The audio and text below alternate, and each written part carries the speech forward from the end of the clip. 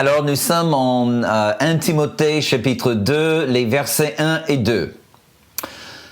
Paul, il écrit « J'exhorte donc avant toute chose à faire des prières, des supplications, des requêtes, des actions de grâce pour tous les hommes, pour les rois et pour tous ceux qui sont élevés en dignité, afin que nous menions une vie paisible et tranquille en toute piété et honnêteté. » Dans le dernier épisode, on a regardé la chose qui est véritablement la première chose à faire pour une église apostolique.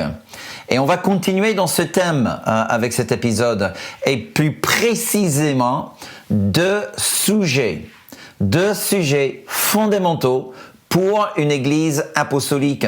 Prions. Père très saint, nous voulons vraiment te remercier pour ta parole et la puissance de ta parole, mais combien nous avons besoin que tu nous donnes l'esprit de révélation avec l'esprit de sagesse dans toute la connaissance de Christ. Combien de fois les pasteurs, des enseignants, les ministres de l'Évangile ont enseigné, ont médité, ont prêché sur ces deux versets sans pourtant comprendre la profondeur qui s'y trouve. Seigneur, nous ne voulons qu'aucune chose nous échappe de la vue. Et nous te demandons, Père, à ce que tu nous donnes cette onction qui vient du Saint-Esprit, que tu nous ouvres les yeux, que tu rends sensibles nos oreilles, que tu rends tendres nos cœurs pour qu'en voyant les paroles, nous puissions entendre la voix du Saint-Esprit pour recevoir dans nos cœurs la plénitude de la révélation de Dieu assez puissante pour nous transformer encore plus à l'image de notre cher Seigneur Jésus-Christ. Seigneur, nous croyons que nous vivons un temps périlleux, où nous avons vraiment besoin, en tant qu'Église de Jésus-Christ, à saisir notre autorité que tu nous donnes. Donc Père, aide-nous aujourd'hui d'entrer. Aide-nous aujourd'hui, Seigneur, non seulement d'entendre la voix de Dieu, mais en mettant la parole de Dieu en application. Et nous te donnons toute la gloire au nom puissant du Seigneur Jésus-Christ. Amen. Et Amen. Alors tout d'abord, ce que j'aimerais vraiment souligner, c'est l'importance que dans une église apostolique, nous ne prions pas selon les besoins de la maison. Vous avez bien entendu? Dans une église apostolique, regarde les deux sujets que nous allons couvrir ce soir. On prie pour la moisson et on prie pour ceux qui sont en autorité. Où est-ce que Paul a dit avant toute chose, priez-vous les uns pour les autres? Il ne le dit pas. Je ne dis pas qu'il ne faut pas le faire. C'est juste que 90% de la prière que fait, le peu de prière que fait l'Église de Jésus-Christ aujourd'hui à travers le monde, mes amis, 90% est focalisé sur les besoins personnels à l'intérieur de la maison. Et ce que nous allons voir aujourd'hui, c'est l'importance de lever les yeux au-delà de nos propres besoins et de regarder autour de nous. Parce que l'Église apostolique est engagée dans un combat. Et si nous ne prenons pas très au sérieux le combat, le diable va nous enfermer dans les quatre murs de l'Église et on va former simplement des petits ghettos spirituels et nous n'aurons aucun impact sur le monde autour de nous. Mais mes amis, j'aimerais vous dire ce soir, ça c'est pas le plan de Dieu pour toi et ce n'est certainement pas le plan de Dieu pour moi. Alléluia.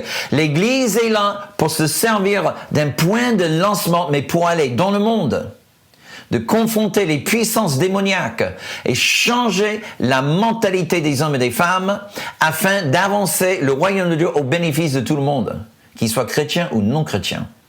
Donc regardons de bien près. Alors, Jacques, il est dit en chapitre 5 et le verset 16, un verset que vous connaissez certainement.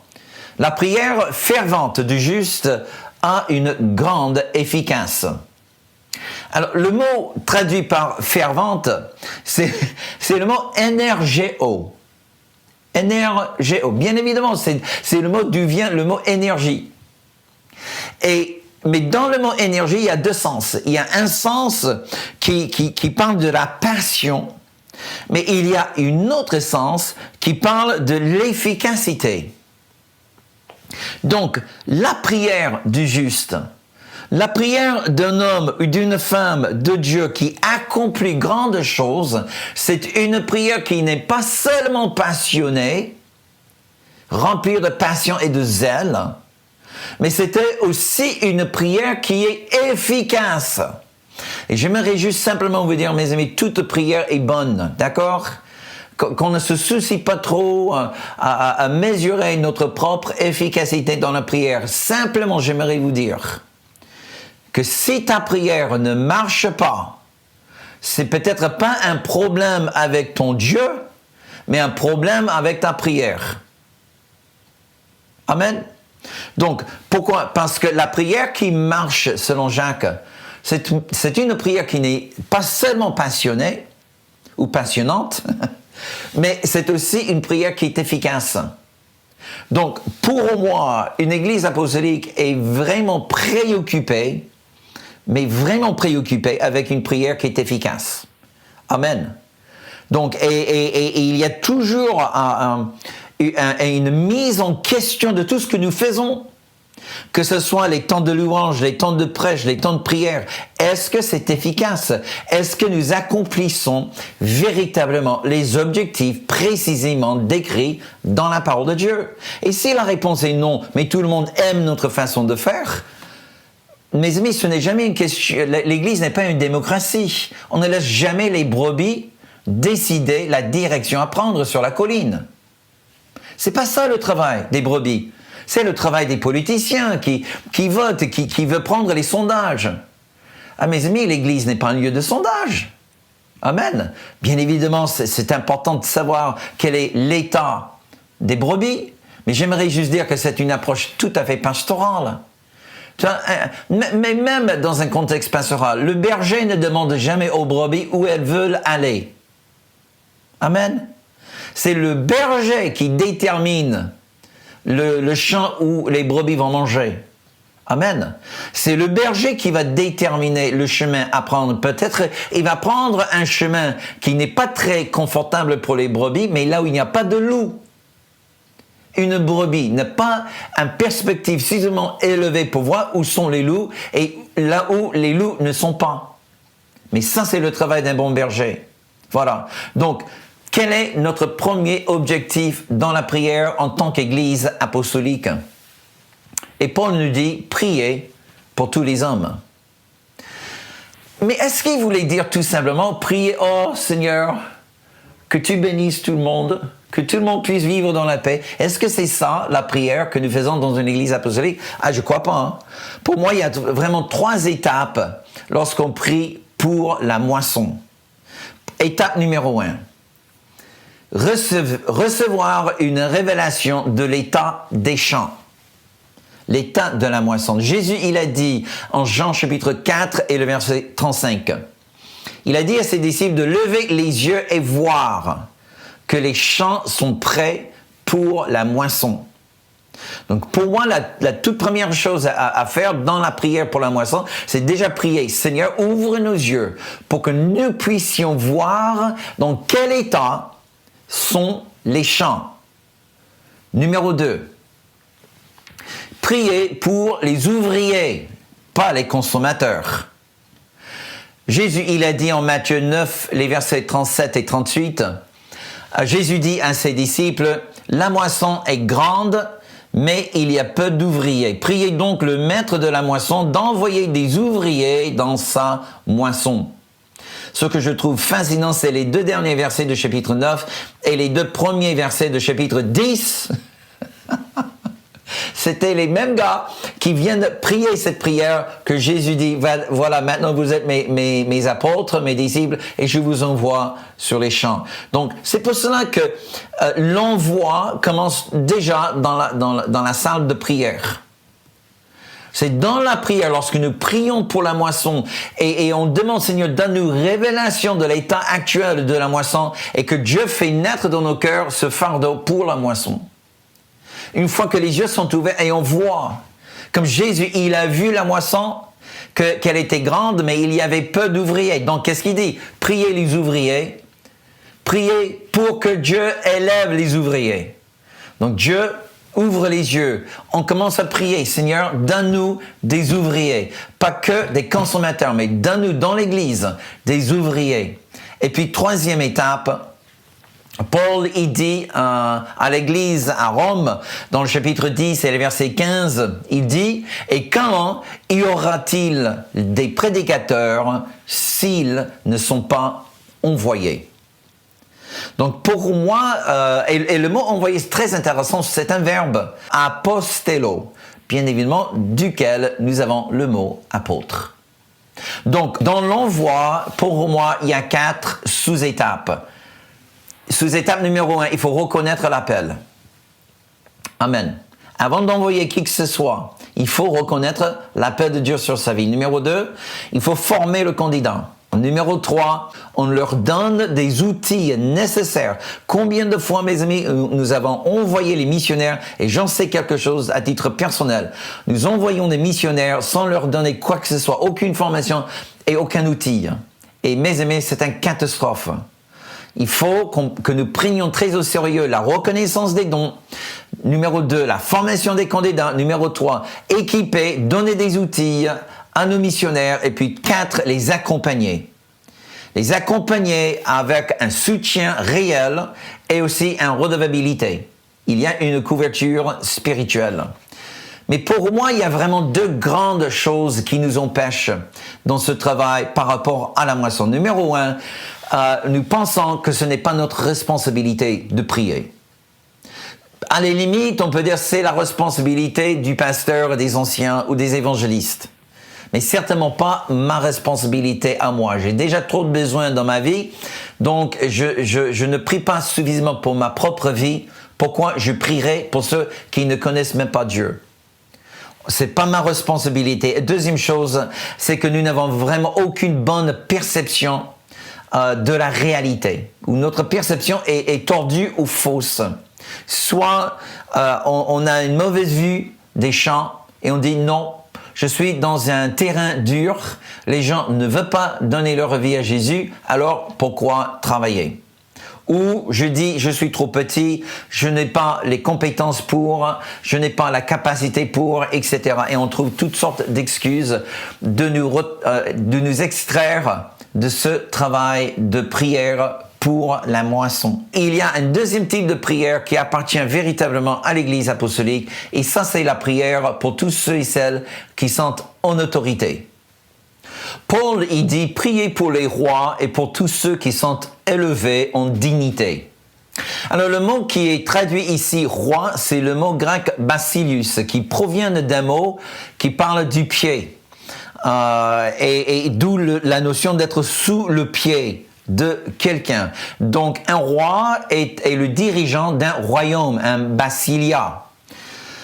Et la première fois que Dieu, on appelle Dieu un roi dans la Bible, c'est attaché à l'alliance davidique.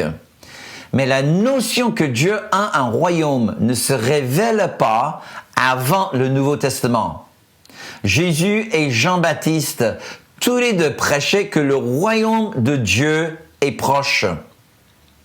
Mes amis, c'est un langage complètement absent de l'Ancien Testament. À la limite, Israël, on l'appelle le royaume de Dieu, mais c'était dans le sens que Israël appartenait à Dieu. Le royaume d'Israël appartenait à Dieu. Mais Israël n'était jamais considéré un royaume spirituel. Et Jésus, lorsqu'il est venu à Ponce Pilate, il a dit clairement, mon royaume n'est pas de ce monde, pas pour maintenant. Et j'aimerais juste tirer votre attention au fait que le 28 mars et le 4 avril, j'ai fait 2 messages sur le royaume de Dieu. Donc, je ne vais pas répéter tout ce que j'ai dit ces dimanches ici. Vous pouvez regarder ces 2 vidéos sur la chaîne de l'Église du Bon Berger qui s'affiche actuellement sur votre écran. Il suffit que je vous dise seulement que Dieu, il a un royaume.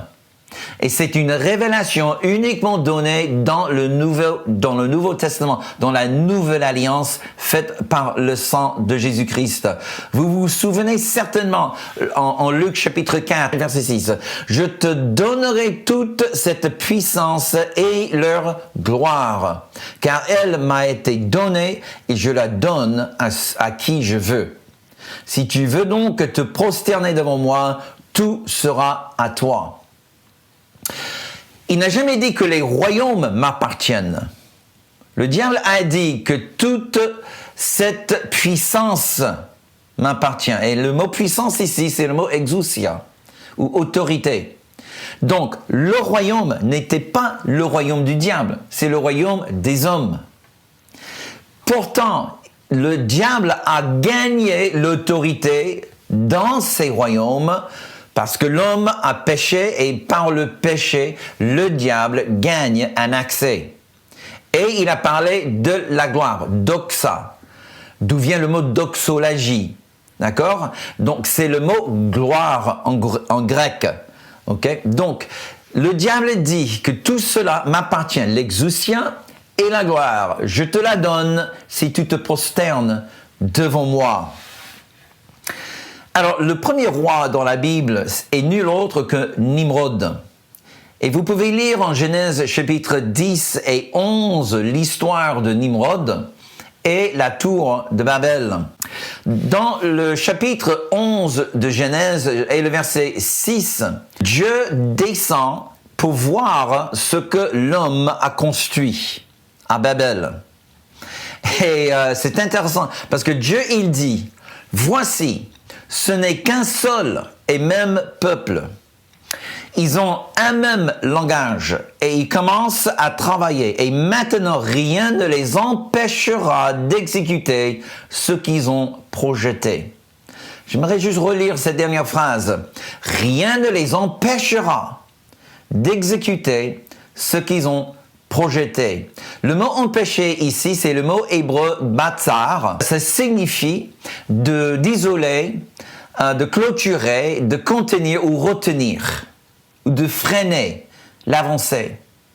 Alors Dieu, il dit, l'homme, il a une telle unité, il s'est tellement fédéré les uns aux autres, que rien ne va les restreindre. Rien ne va les restreindre. Et ça, c'est très important.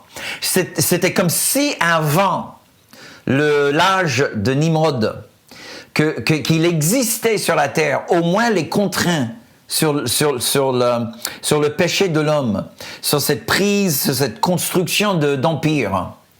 Mais avec Nimrod, un nouvel âge arrive sur la terre où les hommes vont mettre d'autres hommes en esclavage. Ensemble, ils vont construire des tours.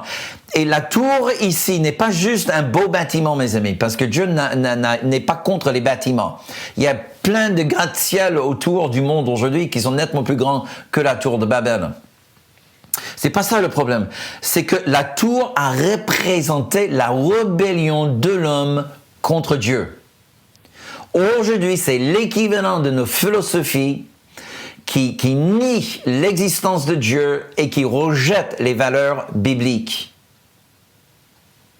Donc, qu'est-ce que Dieu a fait? Il a fait 3 choses. La première chose, Dieu, il a brisé l'influence démoniaque. Deuxième chose, il a détruit la tour que les hommes construisaient. Et puis numéro 3, il a décentralisé leur base de pouvoir en les dispersant dans le monde entier. En Psaume chapitre 2, les versets 2 à 4, nous lisons ceci. « Pourquoi les rois de la terre se soulèvent-ils et les princes se liguent-ils avec eux contre l'Éternel et contre son oint? Brisons leurs liens, délivrons-nous de leurs chaînes. Celui qui siège dans les cieux rit. Le Seigneur se moque d'eux. » Alors, quand les rois, avec leur royaume, se liguent ensemble, ils produisent un cri. Et ce cri est nul autre que « brisons les liens que l'Éternel et son oint nous ont imposés. » C'est ça le cri des tyrans, mes amis. Mes amis, il faut reconnaître que Dieu est son oint. Bien évidemment, en Psaume chapitre 2, le oint dont la Bible parle ici, c'est nul autre que David. Bien évidemment, c'était le roi oint de l'Éternel.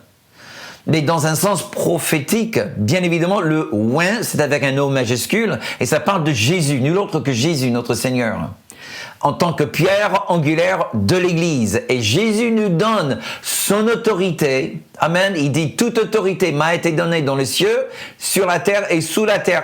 Allez maintenant et faites de toutes les nations mes disciples. Donc, Jésus nous donne son autorité et nous agissons en tant que le oint de l'Éternel. Donc, dans le Nouveau Testament, lorsque nous voyons cette phrase, cette notion du Seigneur et son Christ, ou le oint, mes amis, on parle évidemment de l'âge de l'Église. Et la seul espoir pour toute l'humanité, c'est la présence de l'Église de Jésus-Christ, le oint de l'Éternel, qui agisse d'une telle manière à restreindre la puissance des hommes impies. Et c'est la raison pour laquelle le rêve, mes amis, se trouve en Apocalypse 11 et le verset 15. Les royaumes des hommes sont devenus le royaume du Seigneur et de son Christ. Amen et Amen.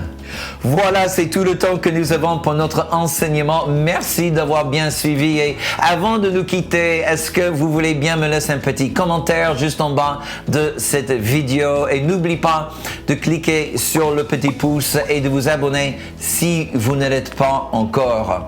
Alors, dans le prochain épisode, mes amis, nous allons parler de l'objectif de nos prières. Donc, pourquoi prions-nous pour la moisson? Pourquoi prions-nous pour ceux et celles qui sont en autorité? Mes amis, c'est absolument inédit. Vous ne voulez pas rater ce prochain épisode parce que honnêtement, mes amis, nous vivons un temps où les puissances ténébreuses prennent le dessus de nos dirigeants dans les pays occidentaux. Et si l'Église de Jésus-Christ ne se réveille pas rapidement, et si l'Église apostolique ne prenne pas rapidement sa place d'autorité, nous risquons de perdre nos libertés. Est-ce que nous avons un choix? Est-ce que les impies vont rester les impies? Est-ce que nous allons devenir des esclaves? Ou est-ce qu'on a un choix dans tout cela? On va parler de ça dans le prochain épisode. Vous ne voulez pas le rater.